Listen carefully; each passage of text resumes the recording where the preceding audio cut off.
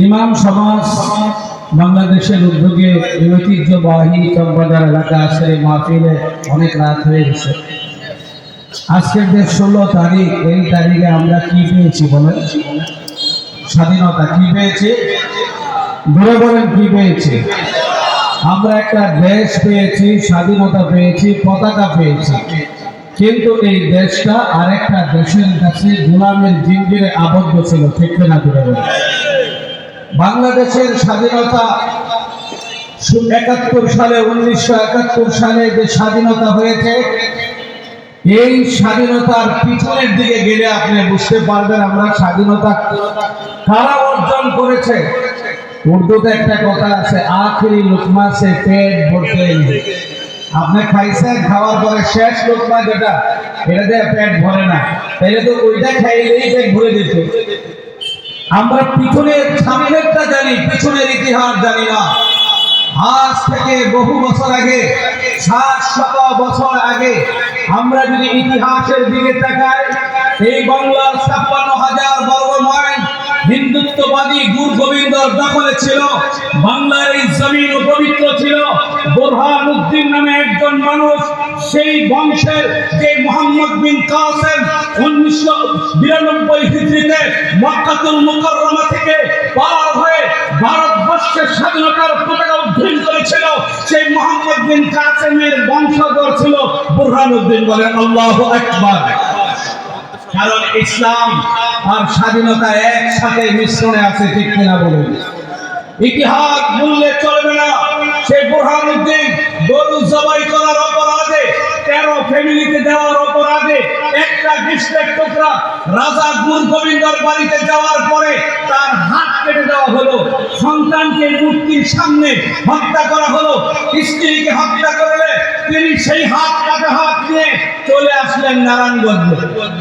সেখান থেকে ওনার কাছে এসে বললেন, উনি সৈনিক পাঠাইলেন, পরাজয় বরণ করল। আবার উনি দিল্লিতে চলে গেলেন। দিল্লি নাসিরউদ্দিন শাহকে প্রেরণ করার অনুমতি দিলেন, কিন্তু উনি বিদায় নিতে গেলেন আল্লাহর ওলি নিজামউদ্দিন আউলিয়ার কাছে। নিজামউদ্দিন আউলিয়া রাহমাতুল্লাহি আলাইহি দরবারে হযরতে মুজাররদে ইয়ামানি শাহজালাল মুজাররদে ইয়ামানি চিনেন কিনা ধরে বলেন? শাহজালাল মুজাররদে ইয়ামানি দীর্ঘ পথ সফর করে ভারতবর্ষে দিল্লিতে সুলতানুল আউলিয়া নিজামউদ্দিনের দরবারে এসে হাজির হয়েছেন। আর সুলতান নাসিরউদ্দিন সেও হাজির হয়েছে গুরু গোবিন্দকে পরাজয় করার জন্য। গুরু গোবিন্দকে পরাজয় করার জন্য, যুদ্ধ করার জন্য বিদায় নিতে গিয়েছেন। শাহজালাল বলেন, আপনি যখন যুদ্ধের ময়দানে যাবেন আমিও যেতে চাই। তিনি যুদ্ধের ময়দানে চলে আসলেন। গুরু গোবিন্দকে পরাজিত করে বোরহানউদ্দিনকে সাথে নিয়ে ইসলামের পতাকা বাংলার জমিনে আজ থেকে 700 বছর আগে উদ্দিন করেছে শাহজালাল মুজাররদে ইয়ামানি। সুতরাং এই বাংলার জমিন, আমরা স্বাধীনতা 1971-এর স্বাধীনতার কথা বলি। 1971-এর স্বাধীনতার দিকে আগে তাকাতে হবে 1947-এর দিকে। 1947 পাকিস্তান ভাগ হয়েছে, 1947-এর স্বাধীনতা হয়েছে। ইস্ট ইন্ডিয়া কোম্পানি 192 বছর ভারতের গোলামের জিঞ্জির আবদ্ধ করেছিল। ভারতের গোলামের জিঞ্জির আবদ্ধ হয়ে ইস্ট ইন্ডিয়া কোম্পানি ভারত দখল করে নিয়েছিল। 190 বছর, 1 আর 2 বছর না, 190 বছর ভারতবর্ষ ব্রিটিশদের হাতে ছিল। ব্রিটিশদের থেকে কারা মুক্ত করেছে? একটা ফতোয়ার কারণে, শাহ আব্দুল আজিজের ফতোয়ার কারণে ব্রিটিশদের অধীনে চাকরি করা যাবে না, তাদের কাছে সৈনিক হওয়া যাবে না। তাদের কাছে একটা ফতোয়া দিলেন, এক ফতোয়ার কারণে ব্রিটিশ খাতা আন্দোলন বেগমান হতে শুরু করলো।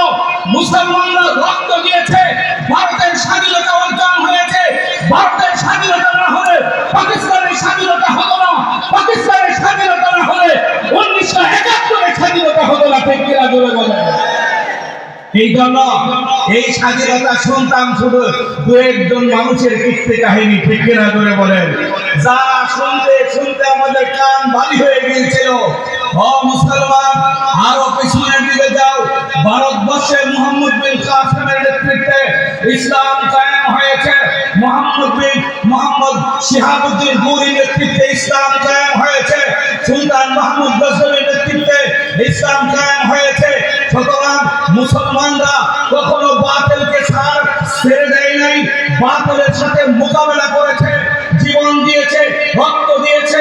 আমাদের আকাবের আসলামরা ভারতবর্ষে ব্রিটিশ মুক্ত করার জন্য এমন এক প্রতিষ্ঠান করেছিলেন, যেই প্রতিষ্ঠান হলো 1866 সালে দারুল উলুম দেওবন্দ প্রতিষ্ঠা করে গোটা পৃথিবীকে মেসেজ দিয়েছিলেন, না, এই জমিন মুসলমানদের জমিন, এই জমিন মুসলমানরা এখানে থাকবে, মুসলমানরা দখল করে, মুসলমানরা সেই দিন এই 1866 দারুল উলুম দেওবন্দের মাধ্যমে সেই ভারতের ব্রিটিশ খেলাফ আন্দোলন শুরু হলো।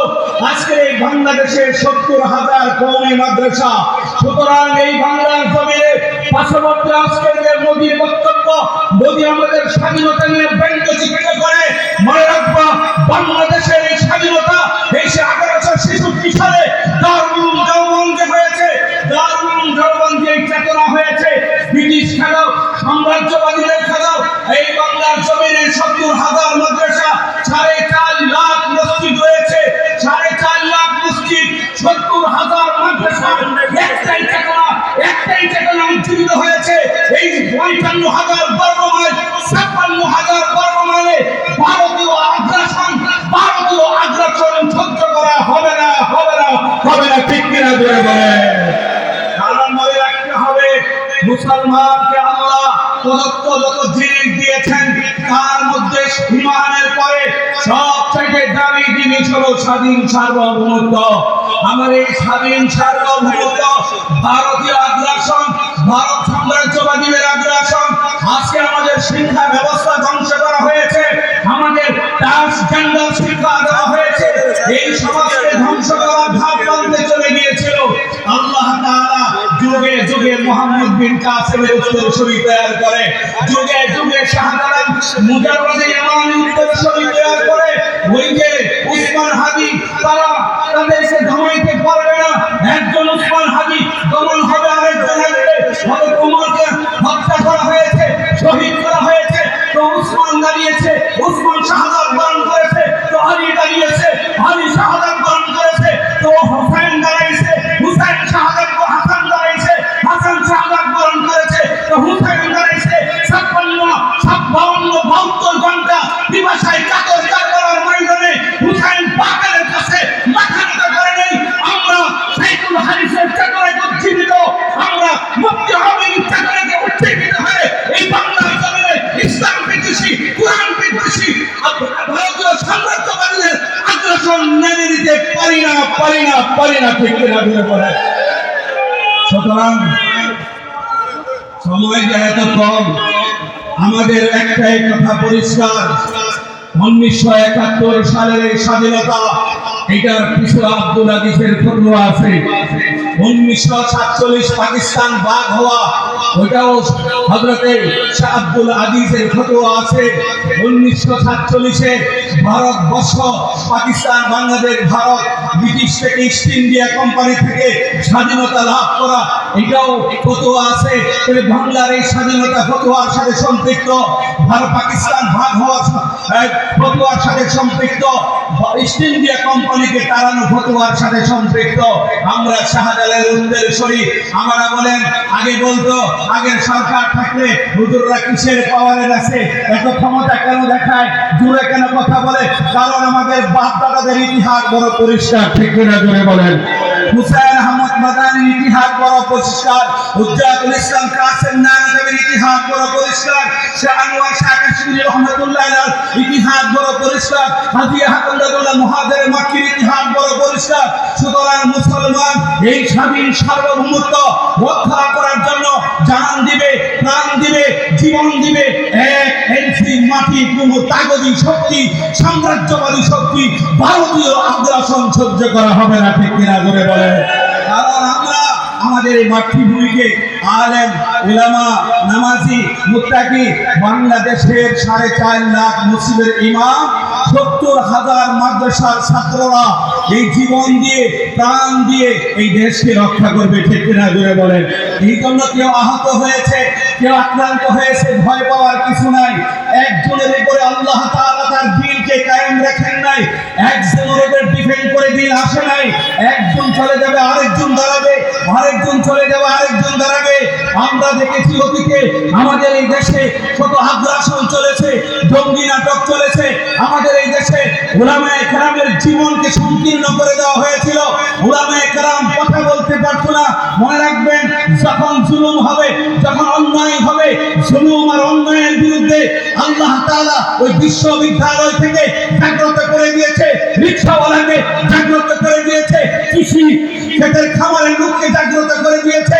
স্বাধীন সার্বভৌমত্বকে কেউ যদি প্রশ্নবিদ্ধ করতে চায়, আমার এই স্বাধীন সার্বভৌমত্ব যদি কেউ চোখ তুলে তাকাতে চায়, মনে রাখবেন আলেমরা কঠিন জবাব দিবে, ঠিক কিনা জোরে বলেন। শেষ করে দিচ্ছে আলহামদুলিল্লাহ। আল্লাহ পাক আমাদেরকে সেই ঈমানি উজ্জীবিত হওয়ার তৌফিক দান করুন। আলেম ওলামারা ডাক দিলে ইসলামের পক্ষে, কোরআনের পক্ষে, দ্বীনের পক্ষে আমরা থাকবো তো ইনশাআল্লাহ। আল্লাহ কবুল করুন।